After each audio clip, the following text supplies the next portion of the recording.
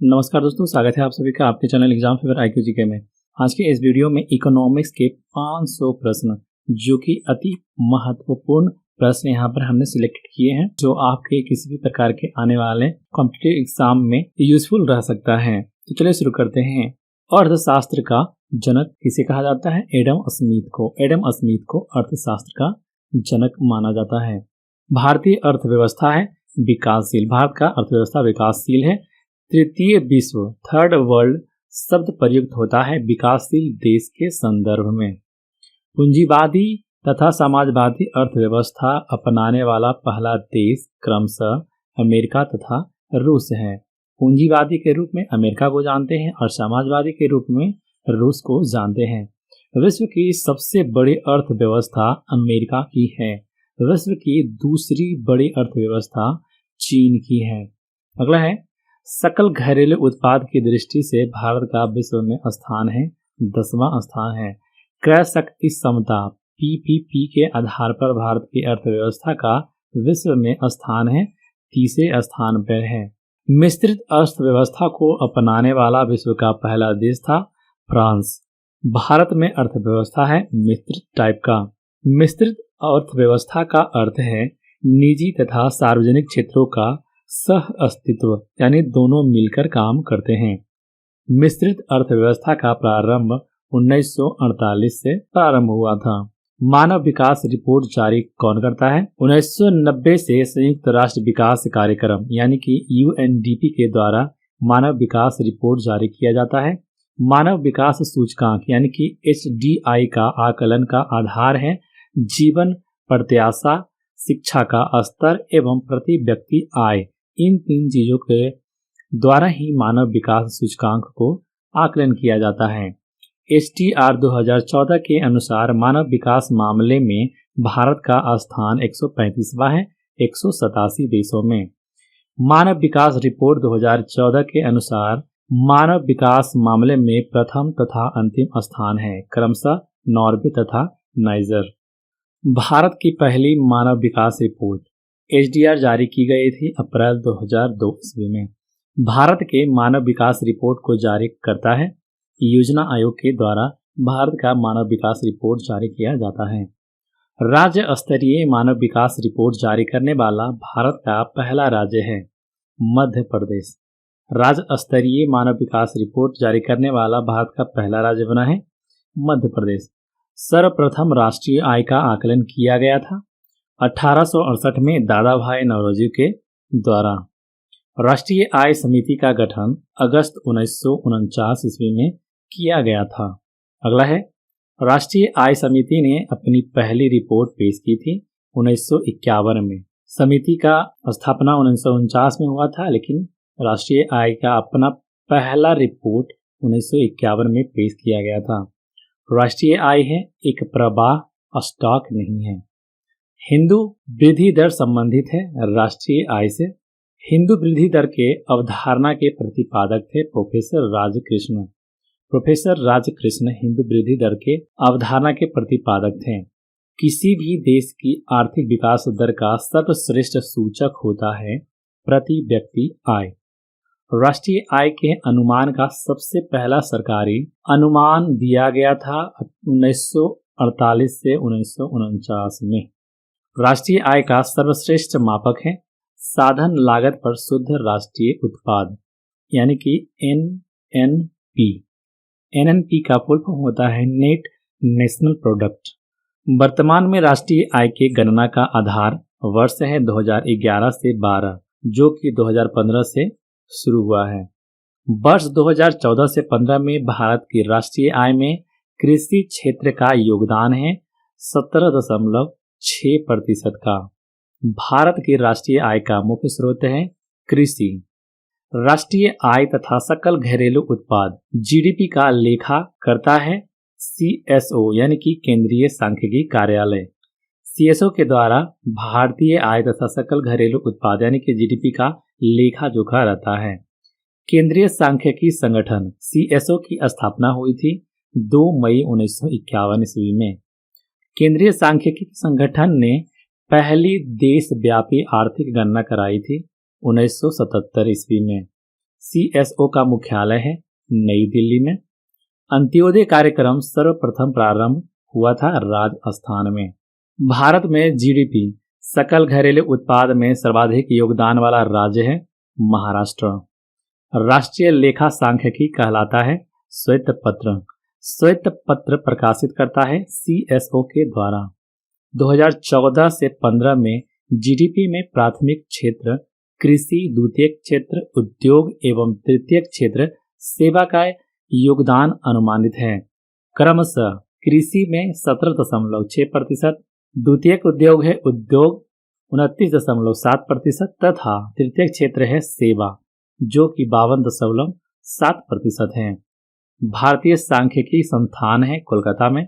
राष्ट्रीय आय में सर्वाधिक योगदान है तृतीयक क्षेत्र यानी सेवा का। प्राथमिक क्षेत्र संबंधित है कृषि, पशुपालन और मत्स्य पालन से। द्वितीयक क्षेत्र संबंधित है विनिर्माण, निर्माण, विद्युत और जल पूर्ति से। तृतीयक क्षेत्र संबंधित है सेवा क्षेत्र, व्यापार, परिवहन और संचार से। प्रति व्यक्ति आय मामले में अग्रणी देश है जापान। वर्ष 2013 से 14 में भारत में सर्वाधिक तथा न्यूनतम प्रति व्यक्ति आय वाला राज्य है क्रमशः गोवा और बिहार। 2013 से 14 में सर्वाधिक प्रति व्यक्ति आय में गोवा आगे था और सबसे नीचे बिहार था। वर्ष 2013 से 14 में भारत में सर्वाधिक प्रति व्यक्ति आय वाला केंद्र शासित राज्य है दिल्ली। भारत में गरीबी का मापन का आधार है न्यूनतम कैलोरी उपभोग के मौद्रिक मान से। ग्रामीण तथा शहरी क्षेत्र में एक व्यक्ति के प्रति दिन के भोजन में होना चाहिए क्रमशः 2400 कैलोरी तथा 2100 कैलोरी। ग्रामीण क्षेत्रों में पर डे पर आदमी को 2400 कैलोरी की जरूरत होती है तथा शहरी क्षेत्रों में यह 2100 कैलोरी ही होता है। भारत में गरीबी का आकलन किया जाता है लकड़वाला फार्मूला के आधार पर।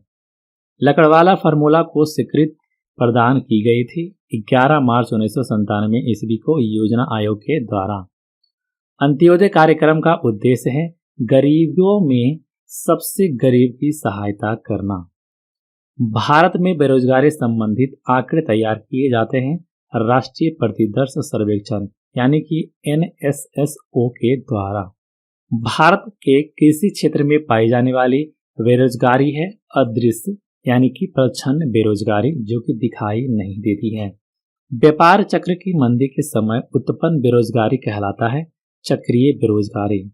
भारत में बेरोजगारी का स्वरूप है संरचनात्मक।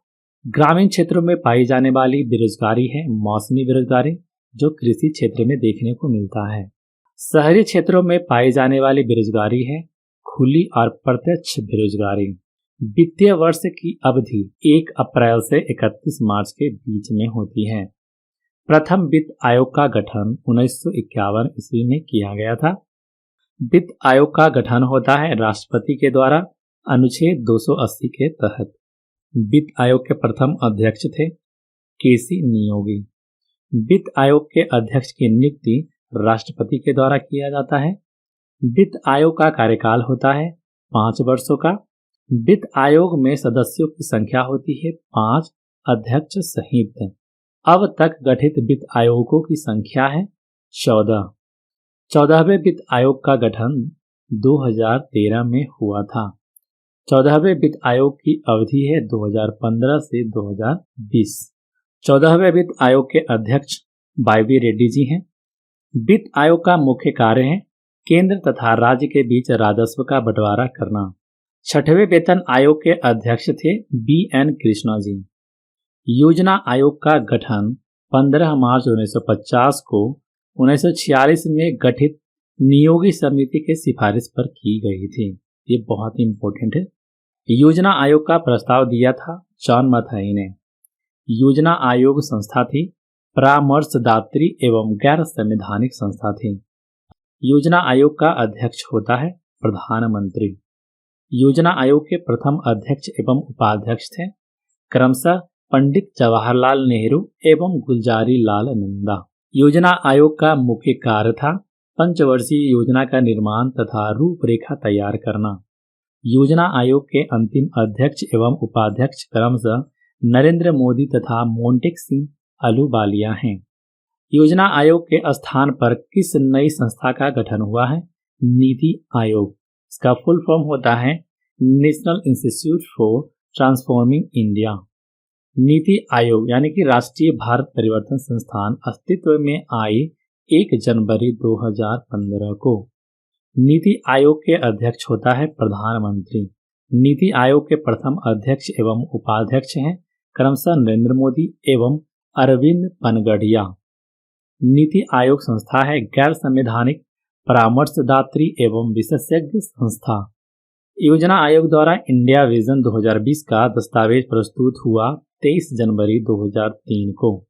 इंडिया विजन 2020 में सकल घरेलू उत्पाद यानी कि जीडीपी लक्ष्य निर्धारित है 9%। सुपर कैबिनेट कहलाता है योजना आयोग।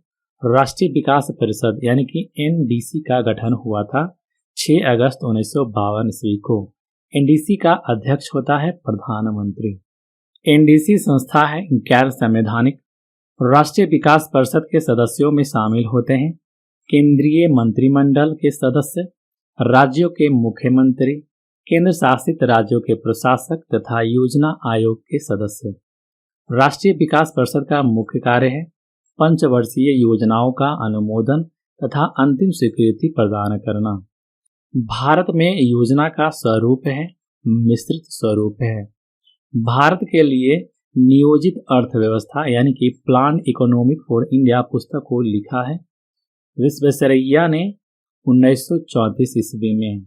गांधी योजना को तैयार किया गया था श्रीमन्नारायण ने 1944 ईस्वी में। बॉम्बे प्लान 15 वर्षीय योजना लागू हुआ था 1944 में 8 उद्योगपतियों के द्वारा। जन योजना यानी कि पीपल्स प्लान निर्मित की गई थी श्री M.N. राय के द्वारा अप्रैल 1945 ईस्वी में। सर्वोदय योजना को प्रस्तुत किया गया था जयप्रकाश नारायण ने जनवरी 1950 ईस्वी में। योजना से तात्पर्य है आर्थिक नियोजन से। आर्थिक नियोजन को सर्वप्रथम अपनाया था रूस ने। आर्थिक नियोजन विषय है समवर्ती सूची में। समवर्ती सूची का विषय है आर्थिक नियोजन। आर्थिक नियोजन से संबंधित अनुसूची है 7वीं अनुसूची। नियोजित आर्थिक विकास का शुभारंभ 1951 में किया गया था। 1951 में नियोजित आर्थिक विकास का शुभारंभ किया गया था। भारत में पंचवर्षीय योजनाओं के क्रियान्वयन का दायित्व होता है केंद्र और राज्य सरकार पर। राष्ट्रीय योजना समिति की स्थापना 1938 में हुआ था। राष्ट्रीय योजना समिति के अध्यक्ष थे पंडित जवाहरलाल नेहरू जी। राष्ट्रीय योजना समिति की रिपोर्ट प्रकाशित हुई थी 1949 ईस्वी में। भारत में पंचवर्षीय योजनाएं प्रेरित है रूस से। प्रथम पंचवर्षीय योजना 1951 से 56 आधारित थी हेरा-डोमर मॉडल पे। प्रथम पंचवर्षीय में प्राथमिकता यानी कि बल दिया गया था कृषि पर। द्वितीय पंचवर्षीय योजना 1956 से 61 को आधारित थी पीसी महानुलोविस के मॉडल पे। द्वितीय पंचवर्षीय योजना में सर्वोच्च प्राथमिकता दी गई थी भारी एवं आधारभूत उद्योगों पे। राउरकेला उड़ीसा में, भिलाई छत्तीसगढ़ एवं दुर्गापुर पश्चिम बंगाल इस्पात कारखानों की स्थापना की गई थी दूसरी योजना काल में। पंडित जवाहरलाल नेहरू ने अधिक काम, अधिक उत्पाद एवं अधिक वितरण का नारा दिया था दूसरी पंचवर्षीय योजना में। तृतीय पंचवर्षीय योजना 1961 से 66 आधारित थी डोमर समृद्धि मॉडल पर। तृतीय योजना में प्राथमिकता दी गई थी अर्थव्यवस्था को स्वावलंबी एवं स्वस्फूर्त बनाने की। अब तक की सबसे असफल योजना थी तृतीय योजना। तृतीय योजना का विकास दर लक्ष्य एवं प्राप्ति दर लक्ष्य था। क्रमशः विकास लक्ष्य दर था 5.6%, लेकिन प्राप्ति दर रहा 2.8%। तृतीय पंचवर्षीय योजना के असफलता का कारण था भारत पाक युद्ध 1965 ईस्वी, भारत चीन युद्ध 1962 ईस्वी एवं भयंकर अकाल। इस कारण से तृतीय पंचवर्षीय योजना असफल हुआ। 3 वार्षिक योजनाओं का काल था 1966 से 1969 के बीच में। 3 वार्षिक योजनाओं को संज्ञा दी जाती है योजना अवकाश 1966 से 69 के बीच को। हरित क्रांति एवं बोकारो स्टील प्लांट 1968 की शुरुआत हुई थी योजना अवकाश में। चतुर्थ योजना का काल था 1969 से 1974 ईस्वी। चतुर्थ पंचवर्षीय योजना 1969 से 74 की रूपरेखा तैयार की थी डॉक्टर आर गॉडगिल ने। डॉक्टर आर गॉडगिल योजना कहलाता है चतुर्थ योजना। चतुर्थ योजना का मुख्य उद्देश्य था स्थिरता के साथ विकास। पंचवर्षीय योजना 1974 से 1979 की रूपरेखा तैयार की थी डीपी धर ने पंचवर्षीय योजना की रूपरेखा तैयार की थी। पांचवी योजना का मुख्य उद्देश्य था गरीबी का उन्मूलन एवं आत्मनिर्भरता। एक वर्ष पूर्व में ही समाप्त योजना थी पांचवी पंचवर्षीय योजना। इंदिरा गांधी ने गरीबी हटाओ का नारा दिया था पांचवी पंचवर्षीय योजना काल में। काम के बदले अनाज 1977 से 78 कार्यक्रम शुरू हुआ था पांचवी योजना काल में। 1974 में राष्ट्रीय न्यूनतम आवश्यकता कार्यक्रम NMNP लागू हुआ था पांचवी योजना में। अनवरत योजना रोलिंग प्लान का काल था 1978 से 1980 ईस्वी। अनवरत योजना देन है गुन्नार मेडल की। अनवरत योजना के प्रतिपादक थे रेगनर फ्रिस। अनवरत योजना आधारित थी गांधीवादी मॉडल पर। नबार्ड की स्थापना हुई थी छठी योजना काल में 1980 से 1985 में। राष्ट्रीय ग्रामीण रोजगार योजना प्रारंभ हुई थी छठी योजना काल में। सातवीं पंचवर्षीय योजना जो कि 1985 से 90 की रूपरेखा तैयार की थी रामकृष्ण हेंगर ने। इंदिरा आवास योजना 1985 से 86 तथा जवाहर रोजगार योजना 28 अप्रैल 1989 का प्रारंभ हुआ था सातवीं योजना काल में। नेहरू रोजगार योजना अक्टूबर 1989 प्रारंभ हुआ था सातवीं योजना काल में। आठवीं पंचवर्षीय योजना 1992 से 97 की रूपरेखा तैयार की गई थी प्रणब मुखर्जी के द्वारा। आठवीं योजना का मुख्य उद्देश्य था मानव संसाधन का विकास। अब तक की सर्वाधिक सफल योजना थी आठवीं पंचवर्षीय योजना। आठवीं योजना का विकास दर लक्ष्य एवं प्राप्ति दर लक्ष्य था क्रमशः 5.6 तथा 6.8। विकास दर लक्ष्य रखा गया था 5.6%, लेकिन यह लक्ष्य को प्राप्त किया था 6.8 तक। महिला समृद्धि योजना 2 अक्टूबर 1993 का प्रारंभ हुआ था आठवीं योजना काल में। प्रधानमंत्री रोजगार योजना 15 अगस्त 1993 की शुरुआत हुई थी आठवीं योजना काल में। नौवीं योजना 1997 से 2002 का मुख्य उद्देश्य है सामाजिक न्याय और समानता के साथ आर्थिक समृद्धि। 10वीं योजना का काल था 2002 से 2007। अब तक की सबसे विकास दर वाली योजना है 10वीं योजना। 10वीं योजना का विकास दर लक्ष्य एवं प्राप्ति दर लक्ष्य था क्रमशः 8% तथा 7.6%। 11वीं योजना की अवधि है 2007 से 2012। 11वीं पंचवर्षीय योजना का मुख्य लक्ष्य है आर्थिक समृद्धि दर को बढ़ाना। 12वीं योजना का अवधि है 2012 से 2017। अंत्योदय अन्न योजना का आरंभ किया गया था दिसंबर 2000 ईस्वी में। अन्नपूर्णा योजना आरंभ की गई थी 1 अप्रैल 2000 ईस्वी को। ट्राइसेम योजना की शुरुआत हुआ था 15 अगस्त 1979 ईस्वी को। 20 सूत्री कार्यक्रम की शुरुआत हुई थी 1974 से 1975 ईस्वी के बीच। संपूर्ण ग्रामीण रोजगार योजना का शुभारंभ हुआ था 25 सितंबर 2001 ईस्वी को। राष्ट्रीय ग्रामीण रोजगार गारंटी अधिनियम नरेगा की शुरुआत 2 फरवरी 2006 ईस्वी को हुआ था। नरेगा का शुभारंभ प्रधानमंत्री मनमोहन सिंह ने आंध्र प्रदेश के अनंतपुर जिले से शुरुआत हुई थी। महात्मा गांधी राष्ट्रीय ग्रामीण रोजगार गारंटी अधिनियम मनरेगा प्रारंभ किया गया 2 अक्टूबर 2009 को नरेगा की जगह। नरेगा के तहत न्यूनतम दैनिक मजदूरी है 100 रुपया। भारत में 100 दिन की रोजगार गारंटी योजना की शुरुआत सर्वप्रथम हुई थी आंध्र प्रदेश में।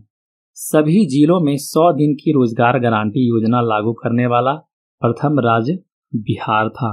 जवाहर ग्राम समृद्धि योजना का आरंभ हुआ 1 अप्रैल 1999 ईस्वी में।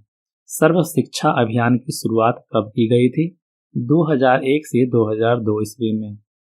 कृषक बीमा आय योजना प्रारंभ हुआ था 2003 से 2004 में। स्वजलधार कार्यक्रम की शुरुआत हुई थी दिसंबर 2002 ईस्वी में। प्रधानमंत्री ग्रामोदय योजना की प्रारंभ की गई थी 2000 से 2001 ईस्वी में। प्रधानमंत्री रोजगार सृजन कार्यक्रम प्रारंभ किए गए थे 15 अगस्त 2008 ईस्वी से। राष्ट्रीय कृषि बीमा योजना लागू की गई थी 1999 से 2000 ईस्वी में।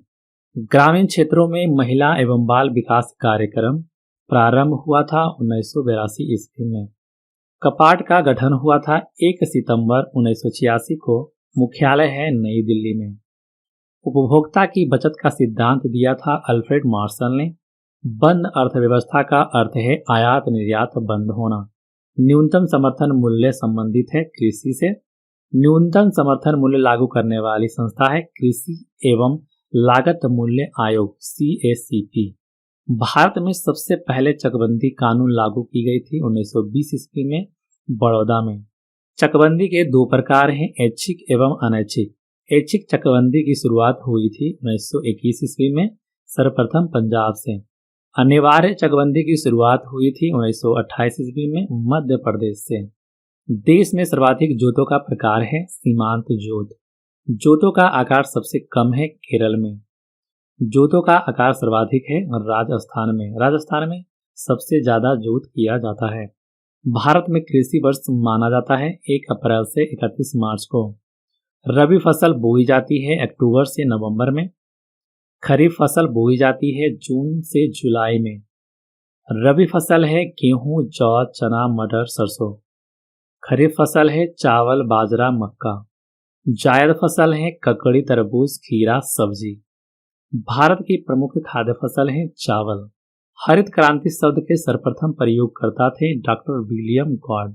हरित क्रांति की शुरुआत 1967 से 68 ईस्वी के बीच में हुई थी। भारत में हरित क्रांति लाने का श्रेय दिया जाता है गोविंद बल्लभ पंत विश्वविद्यालय को।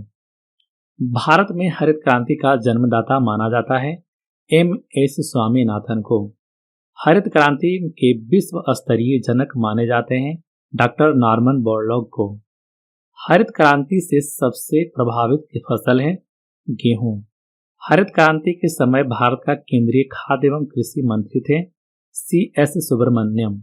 हरित क्रांति का जनक देश है फिलीपींस। सर्वप्रथम हरित क्रांति आई थी पंजाब में। पीली क्रांति संबंधित है तिलहन उत्पादन से। भूरी क्रांति संबंधित है उर्वरक उत्पादन से। लाल क्रांति संबंधित है मांस एवं टमाटर से। गुलाबी क्रांति संबंधित है झींगा उत्पादन से। श्वेत क्रांति संबंधित है दूध उत्पादन से। रजत क्रांति संबंधित है अंडा उत्पादन से। बादामी क्रांति संबंधित है मसाला उत्पादन से। कोल क्रांति संबंधित है आलू उत्पादन से। नीली क्रांति का संबंध मत्स्य पालन से है। कृष्ण क्रांति का संबंध पेट्रोलियम से है। ब्राउन क्रांति का संबंध गैर परंपरागत ऊर्जा से है। सुनहरी क्रांति का संबंध फल उत्पादन से है। सभी क्रांतियों का सम्मिलन इंद्रधनुषी क्रांति कहलाती है। प्रत्यक्ष कर है आयकर, संपत्ति कर, निगम कर, मृत्यु कर, भू राजस्व कर और उपहार कर। फिर से दोहरा देते हैं। प्रत्यक्ष कर है आयकर, संपत्ति कर, निगम कर, मृत्यु कर, भू राजस्व कर और उपहार कर। अप्रत्यक्ष कर के अंदर आता है बिक्री कर, तट कर, उत्पाद कर और सीमा शुल्क। अप्रत्यक्ष के अंदर आते हैं बिक्री कर, तट कर, उत्पाद कर और सीमा शुल्क। केंद्र सरकार द्वारा लगाया जाने वाला कर है आयकर, निगम कर, संपत्ति कर, धन कर, उपहार कर, सीमा शुल्क, कृषि धन पर कर।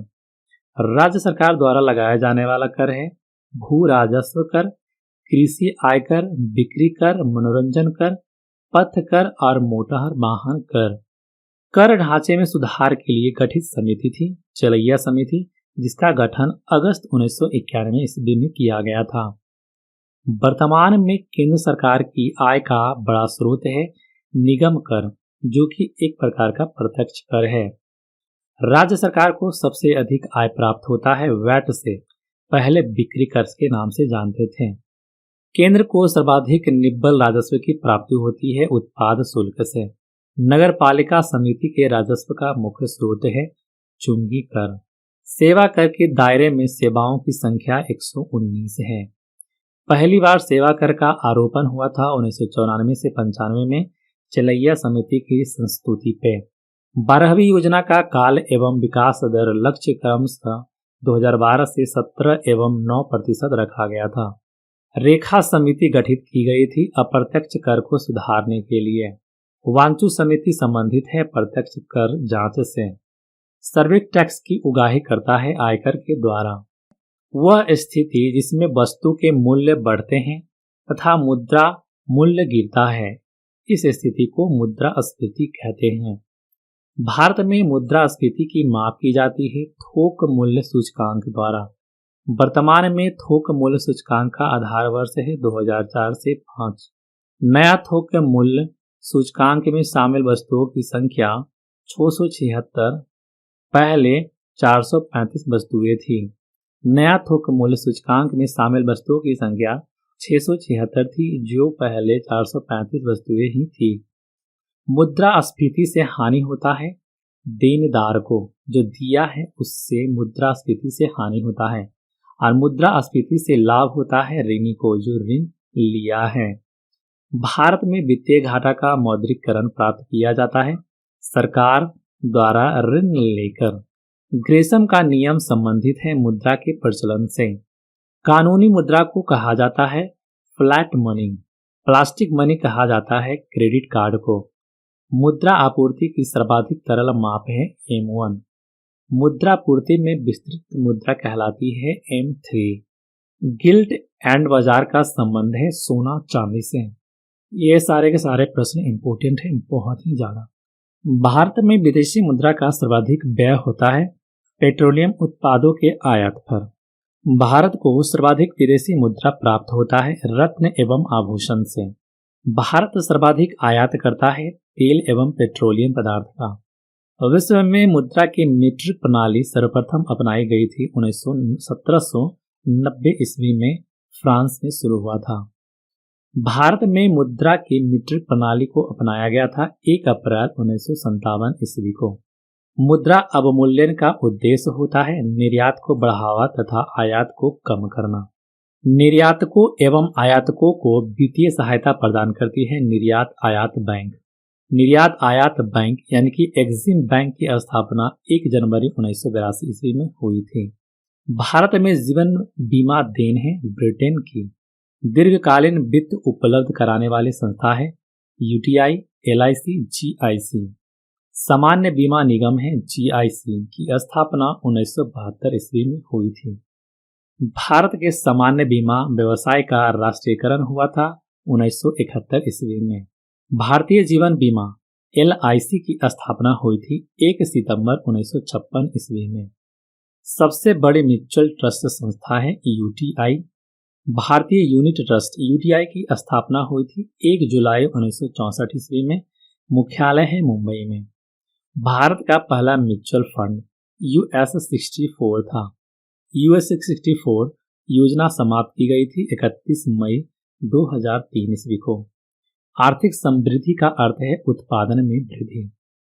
राष्ट्रीय कृषि एवं ग्रामीण विकास बैंक नाबार्ड की स्थापना हुई थी 12 जुलाई 1982 ईस्वी को शिवरामन समिति के रिपोर्ट पर। भारत का प्रतिभूति मुद्रालय सिक्योरिटी प्रिंटिंग प्रेस तथा बैंक नोट प्रेस स्थित है क्रमशः नासिक में, हैदराबाद में तथा देवास में। भारत का प्रतिभूति मुद्रणालय नासिक में है, सिक्योरिटी प्रिंटिंग प्रेस हैदराबाद में है तथा बैंक नोट देवास में है। भारत में सरकारी समितियों का ढांचा है त्रिस्तरीय। भारत में सरकारी समितियों का ढांचा त्रिस्तरीय है। नकदी में प्राप्त मजदूरी कहलाती है मौद्रिक मजदूरी। पूंजी साधन का प्रतिफल होता है ब्याज। भारतीय रिजर्व बैंक की स्थापना 1 अप्रैल 1935 को, राष्ट्रीयकरण 1 जनवरी 1949 ईस्वी को हुआ था। भारतीय रिजर्व बैंक की स्थापना 1 अप्रैल 1935 को हुआ, लेकिन इसका राष्ट्रीयकरण 1 जनवरी 1949 ईस्वी को हुआ। भारतीय रिजर्व बैंक की स्थापना की गई थी हिल्टन आयोग की सिफारिश पर। देश का बड़ा सार्वजनिक व्यापारिक बैंक है भारतीय स्टेट बैंक। इसकी स्थापना 1 जुलाई 1955 ईस्वी को हुई थी। भारत में बैंकों का राष्ट्रीयकरण की संस्तुति प्रस्तुत की गई थी हजारी समिति के द्वारा। सबसे पहले 14 बड़े व्यापारिक बैंकों का राष्ट्रीयकरण किया गया था 19 जुलाई 1969 ईस्वी को। दूसरी बार अन्य 6 व्यापारिक बैंकों का राष्ट्रीयकरण किया गया था 15 अप्रैल 1980 ईस्वी को। रिजर्व बैंक केंद्र एवं राज्य सरकार को ऋण प्रदान करता है 90 दिनों का। भारतीय बैंकों का सर्वाधिक शाखाएं हैं यूनाइटेड किंगडम में। प्रीपेड कार्ड जारी करने वाला पहला वाणिज्यिक बैंक है ओरिएंटल बैंक ऑफ कॉमर्स। निजी क्षेत्र से पूंजी उगाहने वाला पहला राष्ट्रीयकृत बैंक है oriental bank of commerce. Narasimham समिति संबंधित है बैंकिंग सुधार से। गोइपोरिया समिति संबंधित है बैंक में ग्राहक सेवा सुधार से। देश का पहला मोबाइल बैंक है लक्ष्मी वाहिनी बैंक, जो कि मध्य प्रदेश में शुरू हुआ था। देश का प्रथम तैरता यानी कि एटीएम स्थापित किया गया था कोची में एसबीआई के द्वारा। यूटी बैंक लिमिटेड का 30 जुलाई 2007 से नया रखा गया है एक्सिस बैंक लिमिटेड नाम। यूटीआई बैंक लिमिटेड का 30 जुलाई 2006 से नया नाम एक्सिस बैंक लिमिटेड रखा गया है। आरबीआई अपने अनुसूचित बैंकों को जिस दर पर ऋण उपलब्ध कराता है वह कहलाता है बैंक रेट। बैंक आरबीआई द्वारा निर्धारित राशि को जब प्रतिभूति के रूप में अपने पास रखता है तो वह कहलाता है वैधानिक तरलता यानी कि एसएलआर। बैंक आरबीआई द्वारा निर्धारित राशि को जब नकद के रूप में आरबीआई के पास जमा करे तो वह कहलाता है नकद आरक्षण अनुपात सीआरआर। भारत में सहकारी बैंकों की शुरुआत हुई 1904 ईस्वी में। मौद्रिक नीति की घोषणा भारतीय रिजर्व बैंक द्वारा की जाती है प्रति 6 माह के लिए। भारतीय औद्योगिक विकास बैंक आईडीबीआई की स्थापना की गई थी 1 फरवरी 1964 ईस्वी को। आईडीबीआई बैंक की स्थापना 1 फरवरी 1964 को हुई थी। मानसून का जुआ कहा जाता है भारतीय बजट को। अगला है बजट पूर्व आर्थिक समीक्षा प्रस्तुत की जाती है केवल लोकसभा में। घाटे का बजट कहलाता है जब सरकारी आय व्यय से कम हो। बाजार के नियम के प्रतिपादक है जेबी से। सरकारिया आयोग का गठन किया गया था 1983 ईस्वी में संसद के द्वारा। अर्थशास्त्र में निवेश का अर्थ है शेयरों की खरीदारी। भारत का पहला एवं सबसे पुराना बॉम्बे स्टॉक एक्सचेंज बीएसई की स्थापना 1875 ईस्वी में की गई थी। दलाल स्ट्रीट स्थित है मुंबई में। राष्ट्रीय स्टॉक एक्सचेंज एनएसई की स्थापना हुई थी 1991 ईस्वी में फिरवानी समिति के द्वारा। राष्ट्रीय स्टॉक एक्सचेंज का प्रमुख प्रवर्तक प्रोमोटर आईडीबीआई है। राष्ट्रीय स्टॉक एक्सचेंज का मुख्यालय स्थित है दक्षिण मुंबई में बर्ली में। तेजड़िया यानी कि बुल्स एवं मंदड़िया यानी कि बियर शब्दावली संबंधित है शेयर बाजार से। भारत में मान्यता प्राप्त स्टॉक एक्सचेंजों की संख्या है 23। बीएसई का संवेदी सूचकांक का आधार वर्ष है 1978 से 1979। बीएसई का राष्ट्रीय सूचकांक का आधार वर्ष है 1983 से 84। नास्डैक है अमेरिका का शेयर बाजार। डो जोन्स शेयर सूचकांक है न्यूयॉर्क स्टॉक एक्सचेंज का। भारत में शेयर बाजारों के लिए मुख्य नियंत्रक का कार्य करता है सेबी। मुख्यालय है मुंबई में। भारतीय खाद्य निगम एफसीआई की स्थापना हुई थी 1965 ईस्वी में। भारतीय प्रतिभूति एवं विनिमय बोर्ड सेबी की स्थापना हुई थी 12 अप्रैल 1988 ईस्वी में। एसए दवे समिति की अनुशंसा पर खाद्य एवं कृषि संगठन एफएओ की स्थापना 10 अक्टूबर 1945 ईस्वी को इटली में हुई थी। आर्थिक क्षेत्र में उदारीकरण के एक नए युग की शुरुआत हुई 1991 ईस्वी से। विश्वव्यापी आर्थिक मंदी आई थी 1929 ईस्वी में। नई आर्थिक सुधार की रूपरेखा सर्वप्रथम तैयार हुई थी 1950 ईस्वी में राजीव गांधी के काल में। विशेष आर्थिक जोन एसईजेड पारित किया गया मई 2005 ईस्वी में। मीरा सेठ समिति संबंधित है हथकरघा से। सत्यम समिति संबंधित है वस्त्र नीति से। भारतीय लघु उद्योग विकास बैंक सिडबी की स्थापना हुई थी अक्टूबर 1990 ईस्वी में। लघु उद्योगों में सुधार से संबंधित समिति है आबिद हुसैन समिति। स्वतंत्र भारत में प्रथम औद्योगिक नीति शुरू हुई थी 6 अप्रैल 1948 ईस्वी को। भारत का सबसे बड़ा उद्योग सूती वस्त्र उद्योग है। विश्व का सबसे बड़ा निर्यात उद्योग है पर्यटन। भारत में सर्वप्रथम लौह इस्पात का कारखाना स्थापित हुआ 1907 ईस्वी में साकची जमशेदपुर में। देश में महारत्न तथा नवरत्न दर्जा प्राप्त कंपनियों की संख्या है क्रमशः 7 एवं 17। महारत्न है 7 और नवरत्न है 17। कोर सेक्टर का अर्थ है चयनित आधारभूत उद्योग। कोर सेक्टर का उद्योग कहा जाता है सीमेंट, लोहा, इस्पात, पेट्रोलियम और भारी उद्योग। मशीनरी इत्यादि को एनटीपीसी की स्थापना हुई थी 1975 ईस्वी में। पहला राज्य वित्त निगम स्थापित किया गया 1953 ईस्वी पंजाब में। भारत में प्रथम जल विद्युत शक्ति गृह प्रारंभ हुआ 1897 ईस्वी दार्जिलिंग में। इलेक्ट्रॉनिक सामान की गुणवत्ता को प्रदर्शित करता है ISI मार्क। ISI प्रमाणन जारी की गई 7 अप्रैल 2003 को। हॉलमार्क संबंधित है स्वर्ण आभूषण से। हॉलमार्क योजना प्रारंभ की गई 12 अप्रैल 2002 से। इको मार्क प्रदान किया जाता है ऐसे उत्पाद पर जो पर्यावरण को हानि नहीं पहुंचाता है। पूरा वीडियो देखने के लिए आप सभी का धन्यवाद। वीडियो पसंद आए तो लाइक, शेयर और सब्सक्राइब करना न भूलें। जय हिंद।